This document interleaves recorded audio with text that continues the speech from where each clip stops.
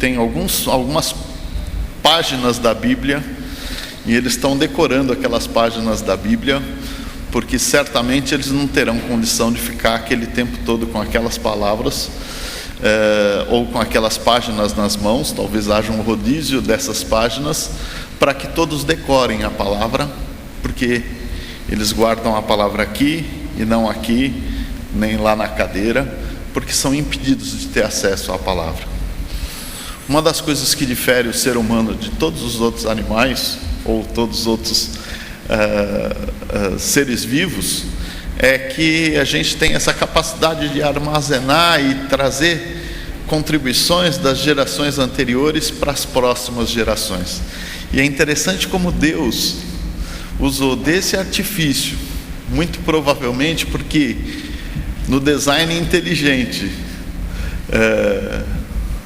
do que Ele fez conosco, dentro do contexto da natureza, Ele já embutiu em nós a capacidade de transmitir informações de gerações às gerações, e também a capacidade de armazenar e de poder ter os seus relatos, inspirado por homens que passaram há muitos mil anos atrás,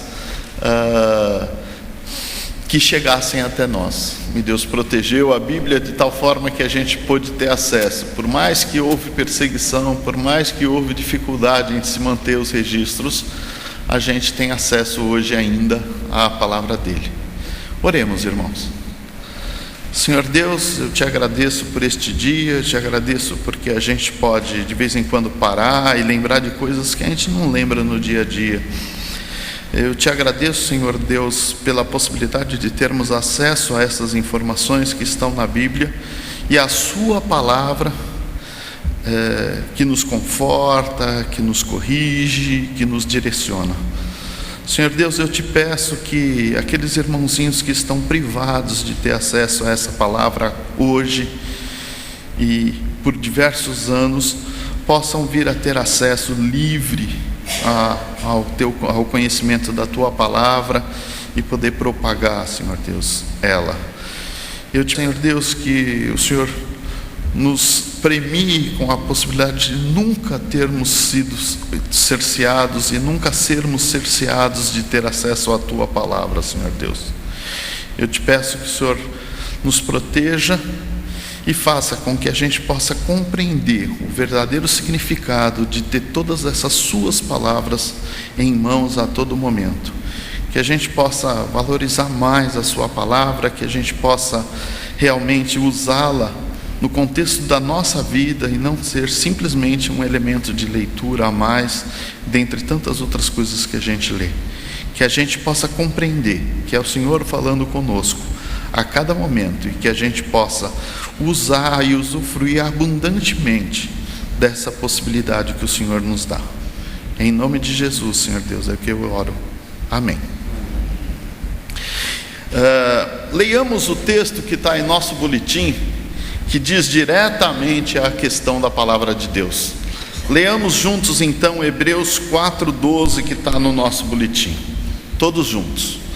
Pois a palavra de Deus é viva e eficaz, e mais afiada que qualquer espada de 2 gumes. Ela penetra ao ponto de dividir alma e espírito, juntas e medulas, e julga os pensamentos e intenções do coração. Hebreus 4:12.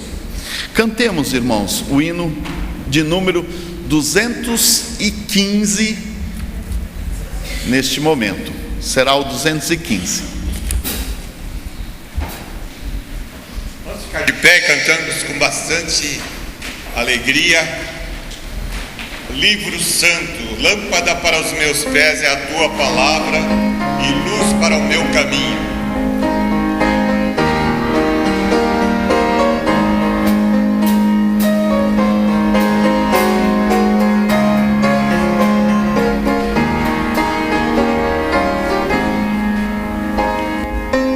Envelhece.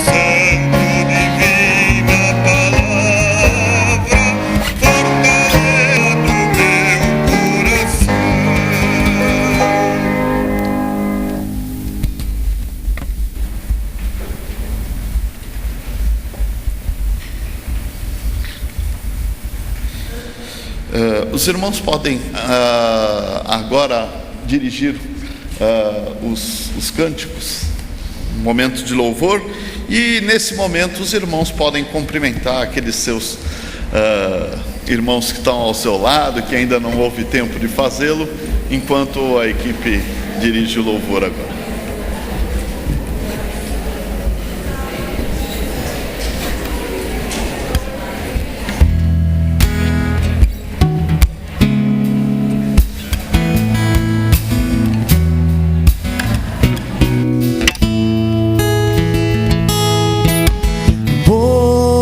Teu lado está, junto a Deus vamos sempre louvar, sempre quero te amar. Que não seja simplesmente a arte de falar, mas que eu possa sempre te ajudar na hora em que você precisar. Mais uma vez, bom é o teu lado estar, junto a Deus vamos sempre louvar, sempre quero te amar. Que não seja simplesmente a arte de falar, mas que eu possa sempre te ajudar na hora em que você precisar. Eu sei que é importante vivermos em união, que não possa haver barreiras em nossos corações, que o Espírito Santo encha todo o nosso ser da fé, do amor do Senhor. Mais uma vez, bom ao teu lado.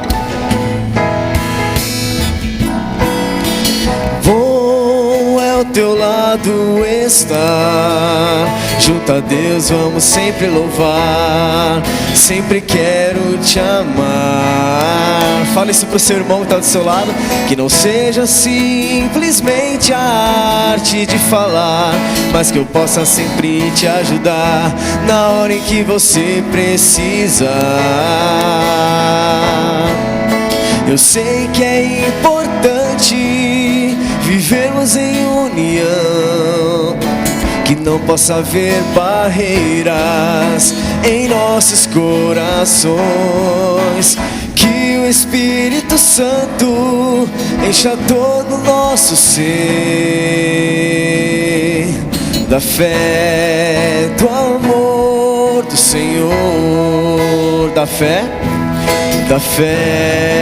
do amor do Senhor, da fé, do amor do Senhor. Amém. Bom é servir ao Senhor, mas com o irmão ao lado, aquele que Deus colocou no seu caminho, é melhor ainda servir ao Senhor com alguém, porque nós somos mais fortes, né? A Bíblia nos ensina isso, que juntos nós somos mais fortes também para adorar ao Senhor. E se hoje você está aqui precisando de um renovo, você tem o seu irmão, mas você tem principalmente a Deus para poder pedir essa renovação para Ele. Se existe algo no seu coração que está errado, e só você pode dizer, não sou eu que vai dizer, mas só você pode dizer essa coisa errada, você pode nesse momento fazer essa oração, que essa música sirva de uma oração, para que nós possamos pedir a renovação de Cristo para as nossas vidas.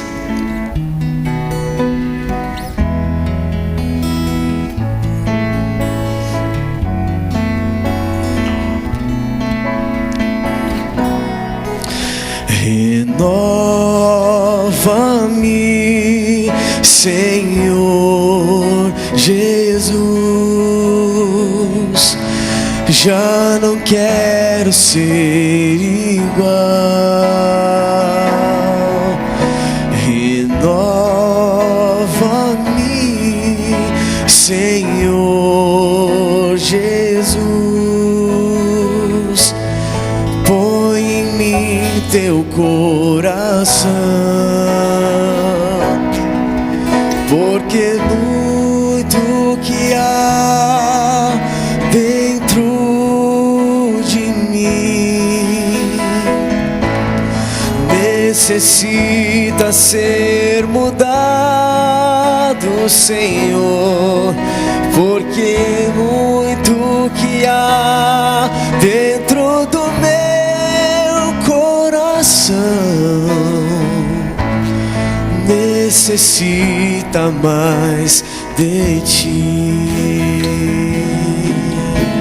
Renova-me,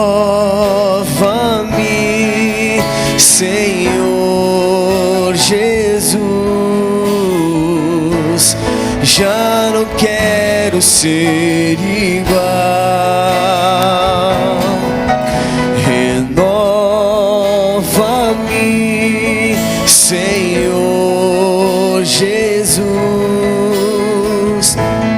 Põe em mim teu coração, porque muito que há dentro de mim necessita ser mudado, Senhor. Porque muito que há dentro do meu coração necessita mais de ti. Porque muito que há dentro de mim necessita ser mudado, Senhor. Porque muito que há dentro do meu coração necessita mais de ti.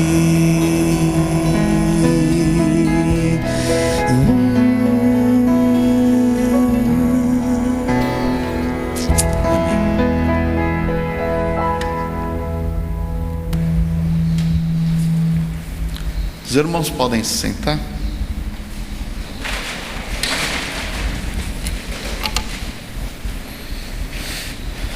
Como eu já havia dito, um dos motivos de agradecimento de hoje é por Deus ter nos permitido ter acesso à palavra dele até os dias atuais, mesmo que essas palavras tenham sido escritas e inspiradas há milhares de anos atrás. A gente tem outros motivos de agradecimento e também tem outros motivos de intercessão. Eu convido o pastor que conduza esse momento.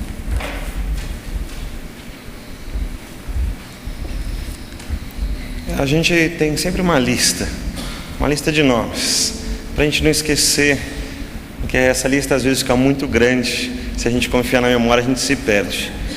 Essa lista não contempla todas as pessoas. Tem alguns casos que são mais específicos, mais particulares. Alguns casos que chegam até mim, às vezes lá no gabinete a gente conversa, conhece os corações, e a gente guarda ali, não vou dizer um segredo, mas guarda ali uma particularidade entre nós e o Senhor. Mas tem alguns casos que a gente tem orado insistentemente, esperando no Senhor, que Deus tem cuidado da sua maneira, e a gente sabe que a sua maneira é melhor.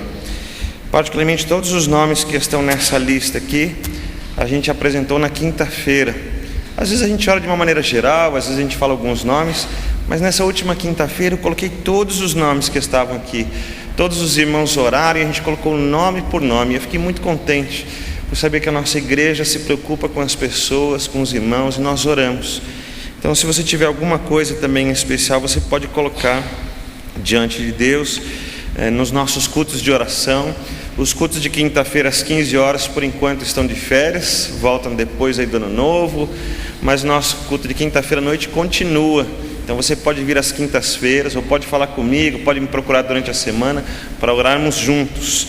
Mas em especial, quero colocar a família do pastor Té, que perdeu um sobrinho, marido da sua sobrinha Mirela, que talvez alguns irmãos tenham conhecido de alguma época em que ela fez parte dessa igreja. Eu não cheguei a conhecê-la, não sou dessa época, mas ela é filha da Dineia, conhecida como pastora Dineia, e ela estava no aeroporto esperando o seu marido, e ele foi buscá-la e teve um acidente de carro, e ele faleceu nesse acidente violento. Então foi um choque para toda a família, e eles estão esperando então a chegada para ser velado na igreja Vida Nova. E estava previsto para agora às 8 da manhã, mas eu não tenho outras informações. Prevista a chegada, o início do velório. Eu não tenho outras informações. Assim que tiver, compartilho. Alguns irmãos têm compartilhado no Facebook. Coloquei ontem no e-mail da igreja as informações que tinha. A gente vai atualizando. Mas precisamos orar então por toda essa família. Além da família, nós já estávamos orando da dona Terezinha, que faleceu essa semana, que vinha de uma luta bastante grande contra a sua doença, e ela descansou no Senhor exatamente como a família tinha pedido ao Senhor, com muita tranquilidade, com todo cuidado, conforto, fosse uma entrega, ao Senhor. E assim foi. Deus atendeu cada uma das orações, e a gente agradece a Deus porque Deus cuidou. E assim a Adriana e a Valéria se sentem confortadas pela maneira que Deus levou a sua mamãe. Então nós vamos orar por essas famílias enlutadas, por todos os nomes que temos aqui. Eu vou pedir para você ficar em pé mais uma vez e você orar comigo pelos nomes que você lembrar e por essas famílias aqui, juntos diante de Deus. Senhor, como é bom buscar ao Senhor, e como é bom renovar as nossas esperanças num Deus que é vivo e que vive eternamente. Um Deus que conhece toda a nossa história, um Deus que conhece a nossa criação, pois viemos do Senhor, da ordem do Senhor, das tuas mãos. E o Senhor, conhecendo cada um de nós, da forma como fomos criados, o Senhor ainda conhece também o nosso coração hoje, porque o Senhor é um Deus que pode sondar os corações, conhecer os nossos sentimentos, conhecer a nossa ignorância, a nossa sabedoria, conhecer da maneira como pensamos e os valores que temos. O Senhor conhece o contexto em que fomos criados, as coisas boas que estiveram na nossa vida, que nos trouxeram felicidades, os valores que foram colocados no nosso coração pelos ensinamentos ou pelas circunstâncias. O Senhor conhece as tristezas, os traumas, as dificuldades, as lutas, os medos. O Senhor conhece cada um de nós. Não há divindade como o Senhor. Ninguém pode estabelecer um Deus assim, porque foi o Senhor mesmo quem nos criou. E assim nós agradecemos, porque o Senhor, conhecendo todas as nossas fraquezas, ainda assim o Senhor continua se inclinando para nós, ouvindo os nossos clamores e atendendo-nos. E o teu amor sempre maior, sempre providenciando um caminho para as nossas vidas, além daqueles que a gente pode pensar ou imaginar. Ó Deus, que esse teu amor alcance todas as vidas que buscam o Senhor nesta manhã, aqui na tua casa, por suas vidas, pelos seus familiares, por alguém ainda diferente, aqueles que nos acompanham ali, ó Deus, pelo seu computador. Que o Senhor também abençoe cada um deles, ó Deus, com as bênçãos infinitas do Senhor. Ó Deus, temos esses nomes todos nessa lista, porque temos lembrado de cada um desses nomes diante do Senhor. Eles são importantes no nosso coração, mas eles são ainda mais para o Senhor. Nos conforta saber que antes de pensarmos, antes de escrevermos, antes de orarmos ao Senhor, o Senhor já conhecia cada um deles. Por isso te agradecemos, porque não falta o teu cuidado, falta o nosso entendimento, falta o nosso trabalho por cada uma dessas vidas, falta a humanidade, ó Deus, render-se ao Senhor, fugir do pecado, para não continuar complicando a situação da nossa vida. Mas, ó Deus, ainda assim, continua derramando o teu amor, continua derramando todo o teu cuidado sobre estas vidas, as providências do Senhor, ó Deus, infinitas. Considera os nossos limites de entendermos as circunstâncias, e assim, ó Deus, consola o nosso coração, trabalha nas nossas vidas, continua nos dirigindo à tua vontade. Ainda que nós não entendamos tudo, nós queremos estar seguros nas tuas mãos. Então abençoa todas estas vidas, nas suas incapacidades, nas suas deficiências, na sua falta de entendimento, nas suas carências, nas suas necessidades, às vezes grandes demais para entendermos ou compreendermos, às vezes pequenas porque somos assim mesmo, mas alcança-nos em cada um, ó Deus, com esse teu amor. Assim oramos seguros, com fé, agradecidos, esperançosos no Senhor. Oramos a Ti em nome de Jesus. Amém, Senhor. Amém. Podeis sentar, irmãos. Nesse momento teremos a dedicação de vidas e dízimos e ofertas. Cantemos o hino de número 429 do Inário para o Culto Cristão. A Ti seja consagrada a minha vida.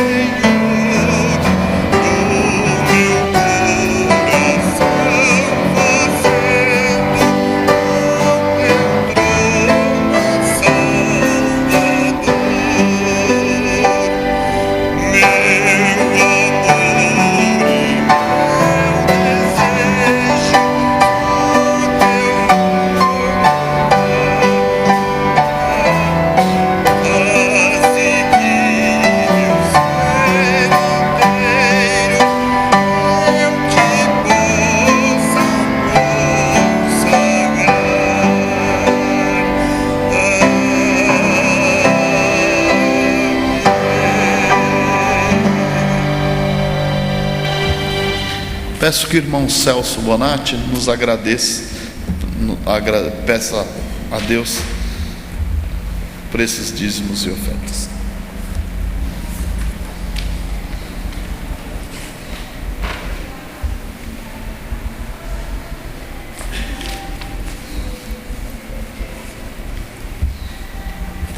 Oremos, irmãos.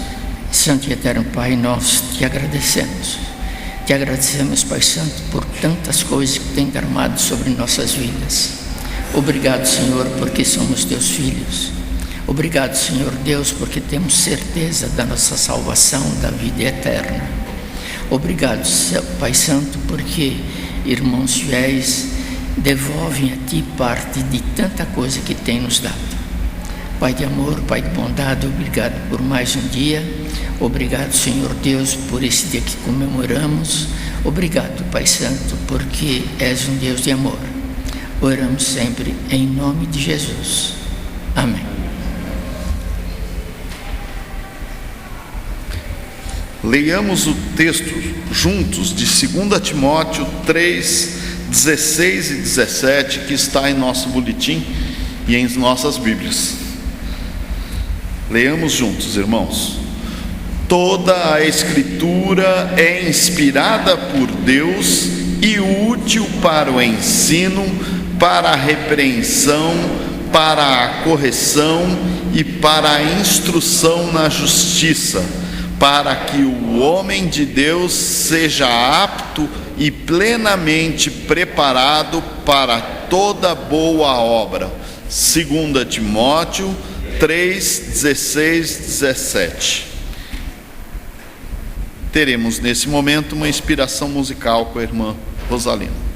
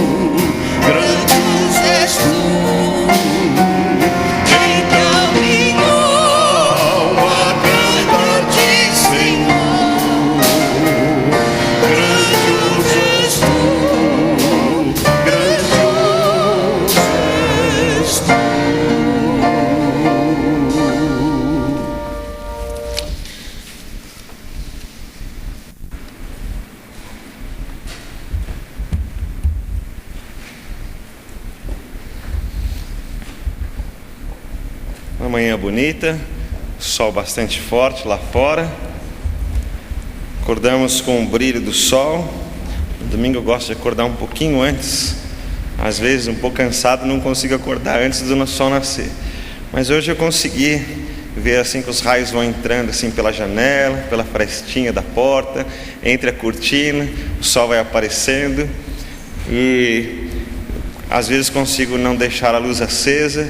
É aquele momento muito especial que a gente vai vendo a claridade entrando e algumas coisas que a gente não vê enquanto está escuro, e a gente não consegue perceber, depois vai ficando tudo claro e a gente começa a ver. Eu gosto de ficar na sala nesse tempo, aí eu vou vendo que a sala que está bagunçada, que tem alguma coisa que está lá no chão, que ninguém viu, que ninguém pegou, que as coisas estão todas fora do lugar. Geralmente é assim, né? Depois, no final de semana é assim.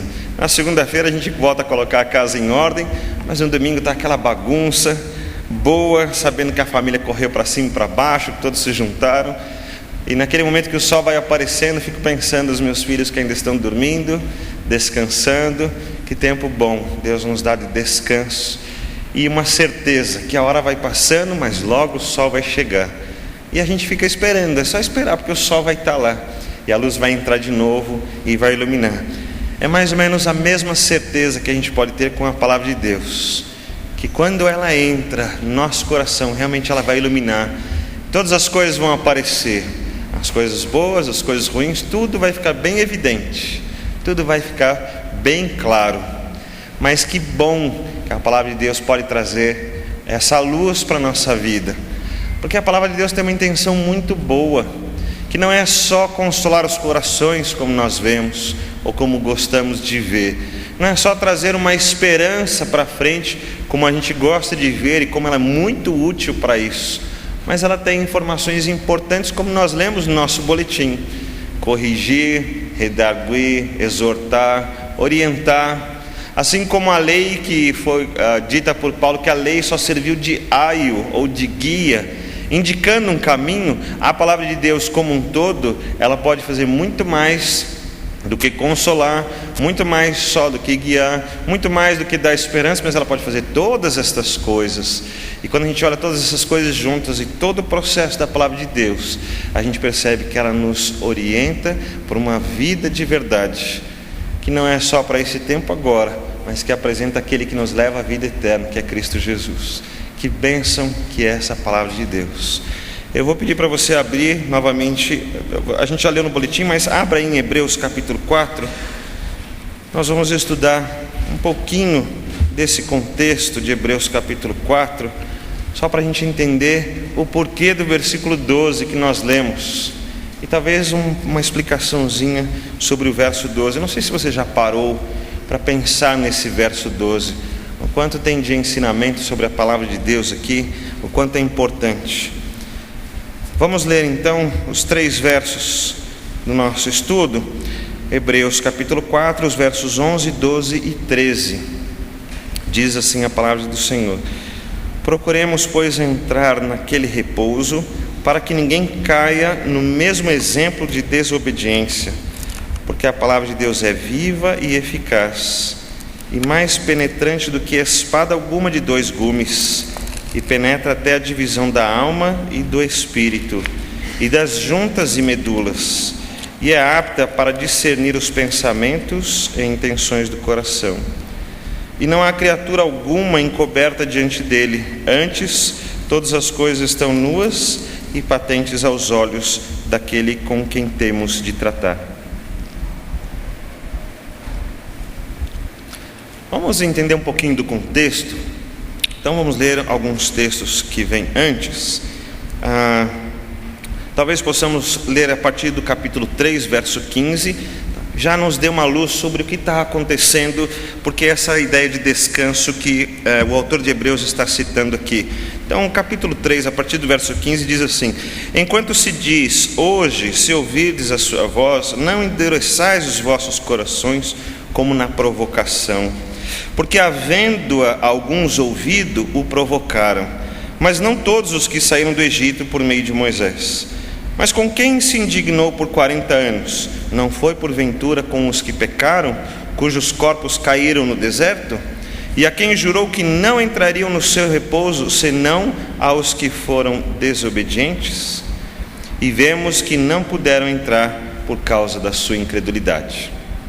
O autor de Hebreus está lembrando aquele tempo no deserto do povo, o quanto foi duro para o povo ter a esperança daquilo que Deus estabeleceu para o seu povo, de iniciar o processo, tendo saído do Egito e ver as manifestações de Deus tão grandes, e não chegar onde Deus queria que chegasse.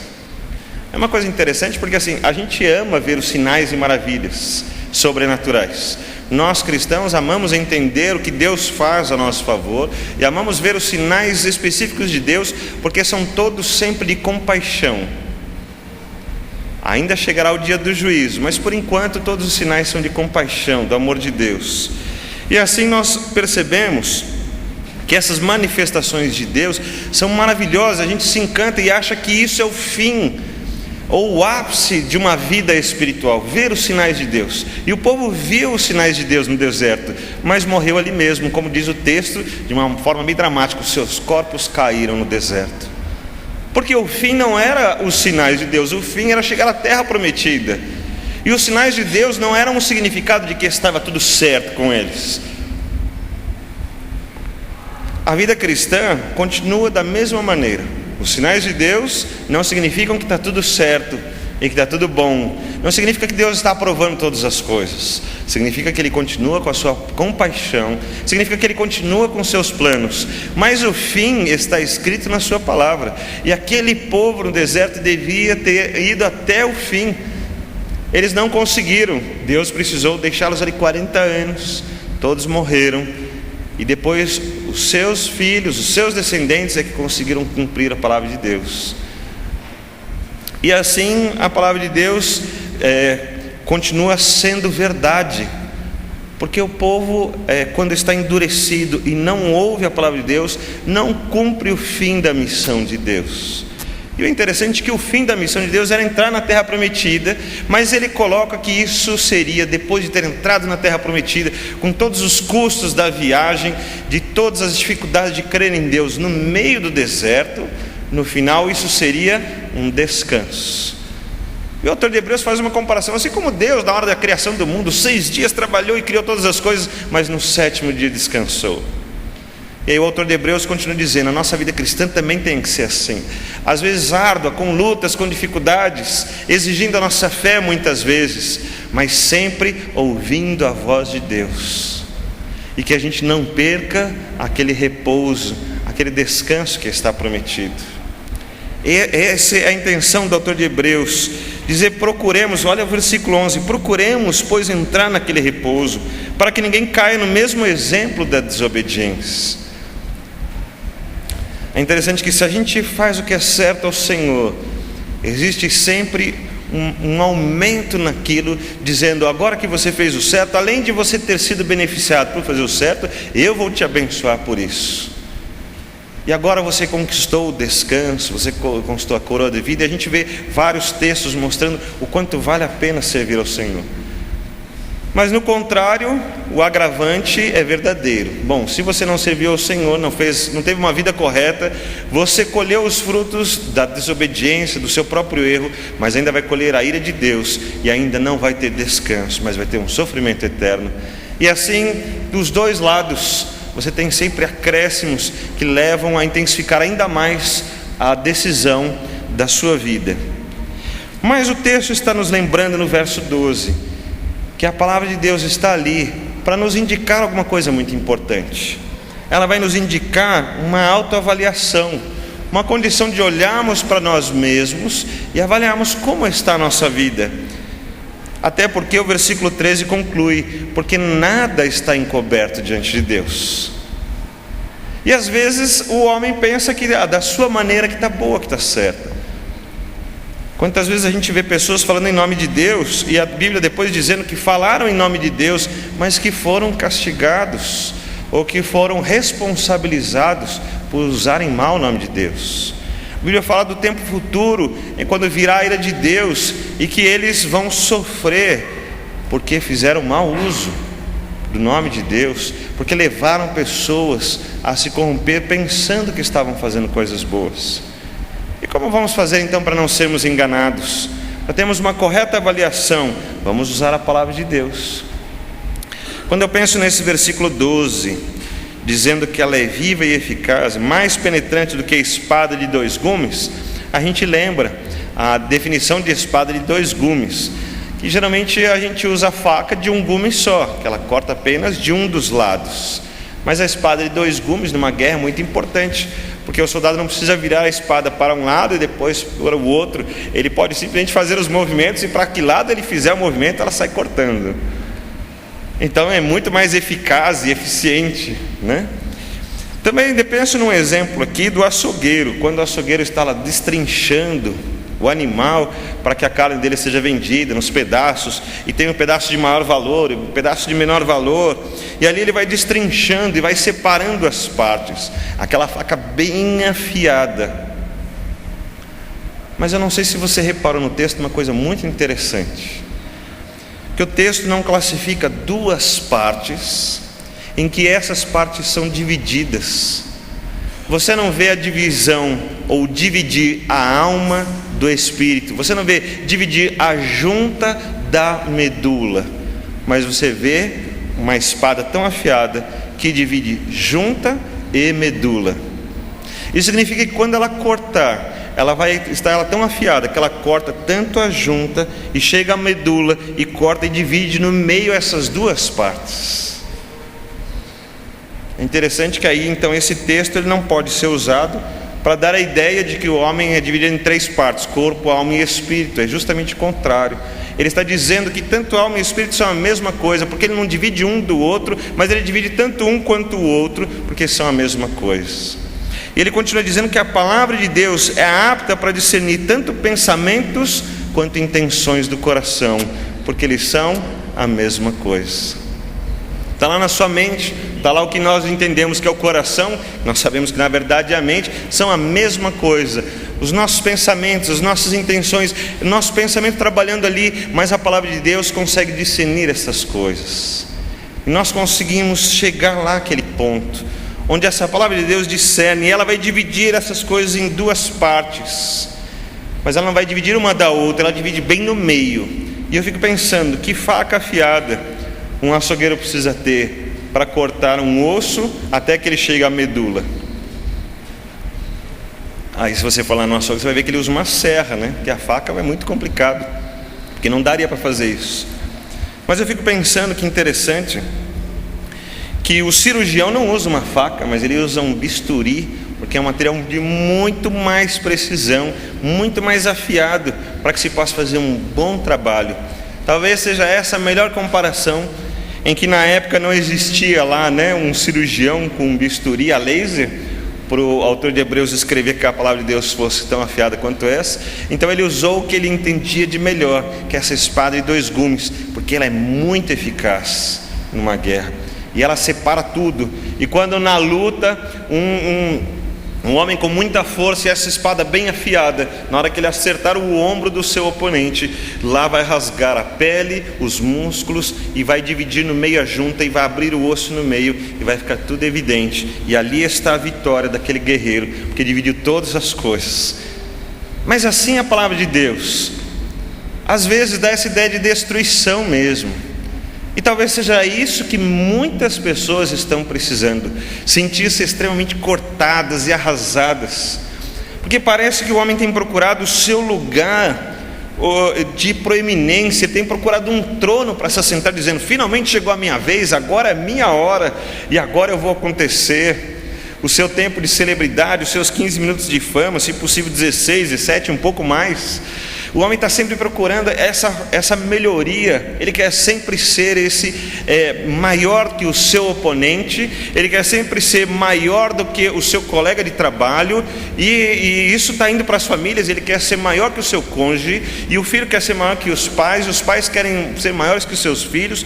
Não há um trabalho para se diminuir diante de Deus. E aí quando você vê e acha que a palavra de Deus só vai servir para dizer o quão bom você é, o quanto você está certo, o quanto você deve continuar com a sua força, A palavra de Deus vai ser essa espada que corta você no meio e que destrincha você todinho, e que quando você olha tem um monte de carne jogada no chão e ossos cortados no meio que não dá mais para restituir ou para recuperar. E você fala, então não sou nada. Talvez seja exatamente essa a intenção da palavra: mostrar o quanto a gente não é nada. E ela vai discernir os nossos pensamentos, as nossas intenções, aquilo que ninguém imaginou que a gente realmente era, que estava lá dentro da nossa vida. Mas a palavra de Deus pode mostrar estas coisas, e a gente vai ser impactado, a gente vai ser trucidado por essa palavra. E aí nós vamos chegar a uma conclusão muito boa, de que realmente precisamos da salvação que Jesus oferece, que realmente precisamos olhar para essa palavra como um alvo a ser seguido, como um caminho que nos orienta, que tudo aquilo que a gente estava fazendo por si só, aquilo que a gente entendia que era o melhor de nós, que isso realmente não nos leva nesse caminho até Deus, que não é aquilo que Deus espera de nós.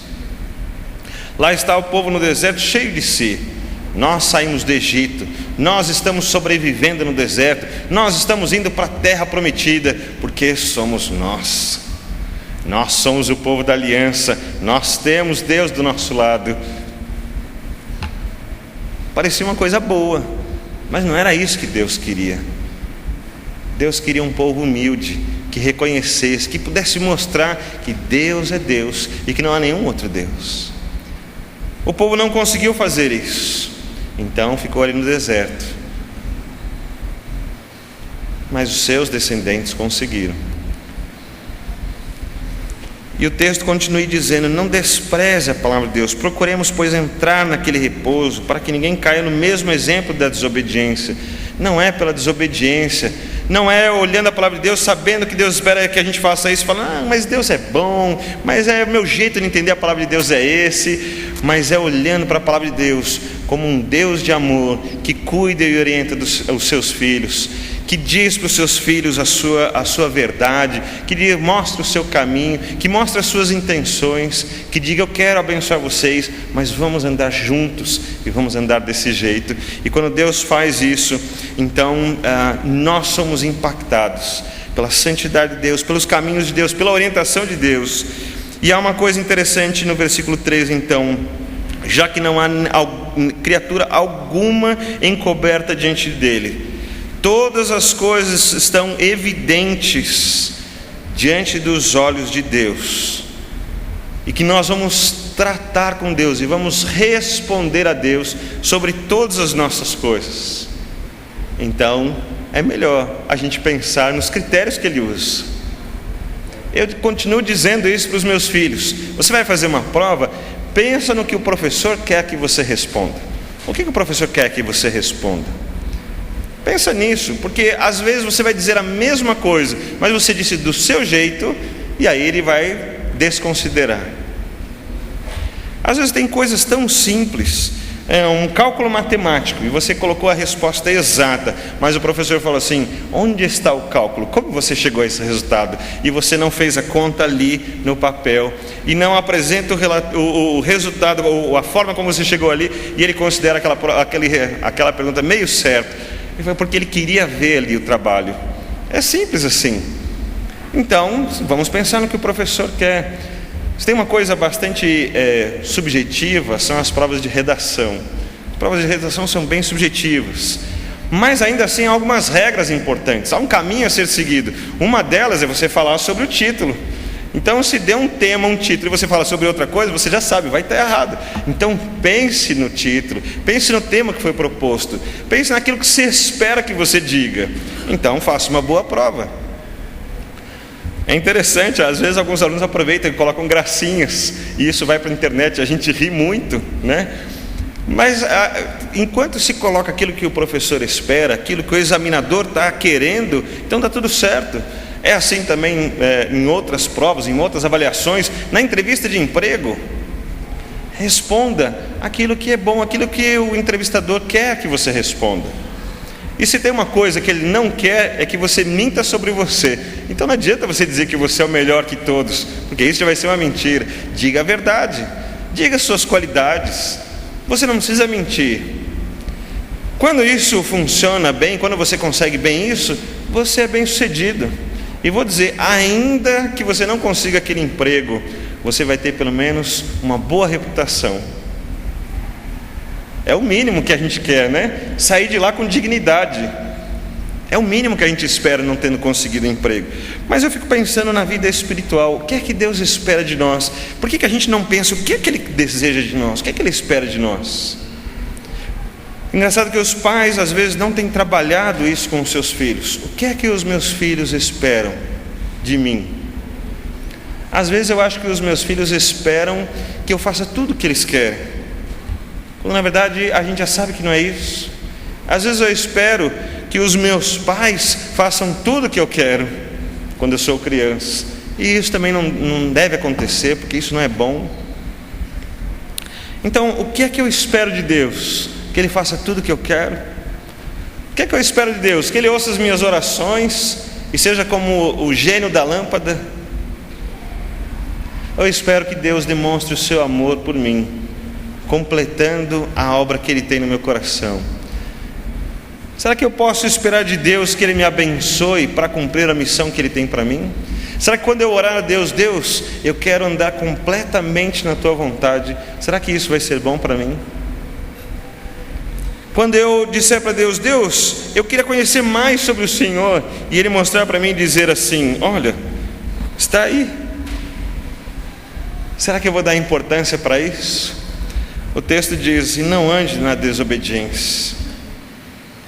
E se você quer fazer uma prova, olhe para a palavra de Deus, porque ela pode provar, ela pode destrinchar tudo, ela vai cortar lá no meio, não vai ficar nada escondido, até a medula que está dentro dos ossos ela vai aparecer.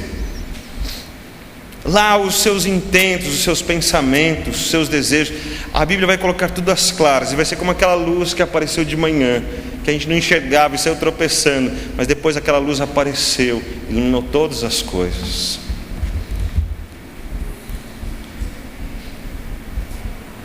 Meus queridos, a palavra de Deus é algo tão importante para a nossa vida quanto a luz do sol.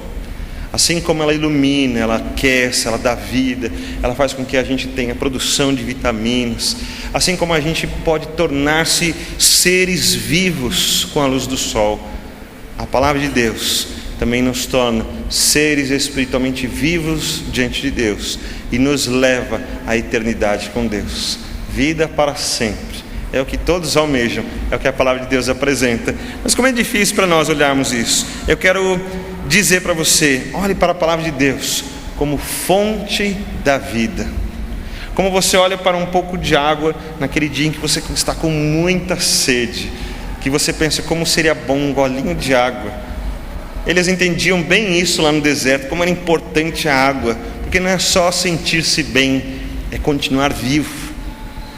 Assim é a palavra de Deus, não é só para me sentir bem, ainda que ela faça isso de uma maneira espetacular, mas é para eu continuar vivo, para Deus olhar para mim e dizer que percebeu, que eu aprendi, que eu andei no caminho, que eu entendi. É para aquele dia em que eu estiver diante de Deus, como diz o finalzinho do versículo 13, aquele a quem vamos prestar contas. A gente poder dizer, Senhor, eu sei o que o Senhor esperava de mim, eu fiz corretamente, exatamente como o Senhor esperava de mim. Ou talvez eu tenha que dizer sinceramente, Deus, eu sabia, não consegui, eu tentei muito. Nós nos encontramos muito lá no meu quarto, nós conversamos muito a respeito disso, mas eu tenho certeza que Deus não vai querer, é uma mentira. Ah, Deus, eu tentei. Ah, Deus, eu não sabia. Ah, Deus, eu não tive tempo. Ah, Deus, meu coração não estava para isso. Ah, se Deus, você me conhece, eu sou assim mesmo. Estas coisas não são resposta diante de Deus. Então Deus vai olhar para os seus, como diz Mateus capítulo 7, Mateus 24, 25. Ele vai olhar para os seus, aqueles que amaram a sua palavra, o que Ele disse, aqueles que ouviram, vai chamar para si. Esses são os que amam ao Senhor. No dia em que lembramos da palavra de Deus, eu quero lembrar detalhes tão importantes, que ela é muito boa para consolar os nossos corações. No dia da angústia, leia a palavra de Deus. Ela é muito boa para nos orientar nas decisões da nossa vida. Ela não é um livro místico, ela é um livro para nos orientar no dia a dia, coisas práticas da nossa vida. Então, no dia do desespero, no dia de tomar uma decisão, olhe para a palavra de Deus, você vai ser bem sucedido. Mas ela também é um livro sobrenatural, que fala da eternidade, do relacionamento com Deus. E se você quer andar nos caminhos de Deus, se você quer ter vida, e vida em abundância, e vida eterna, olhe para a palavra de Deus.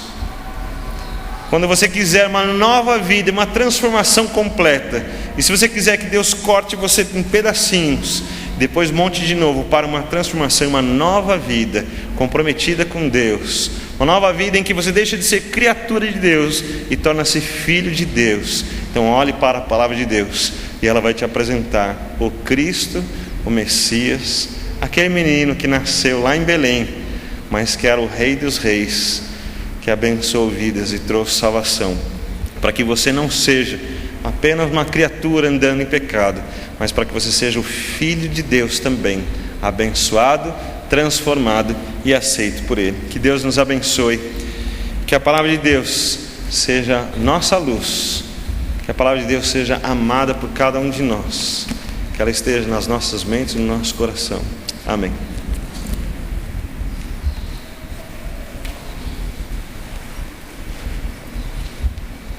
Teremos agora o pós-lúdio e depois o irmão Timóteo com a abertura da IBD. Fala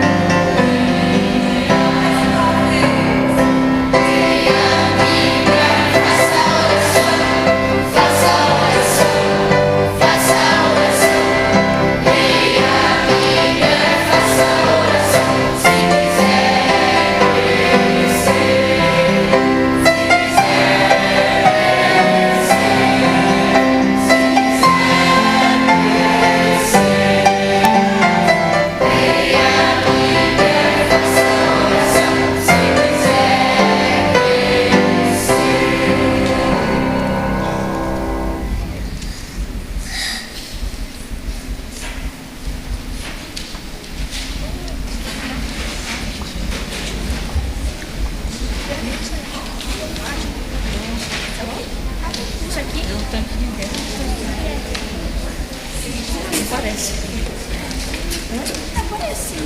Parece. Você não ganhou um bombom?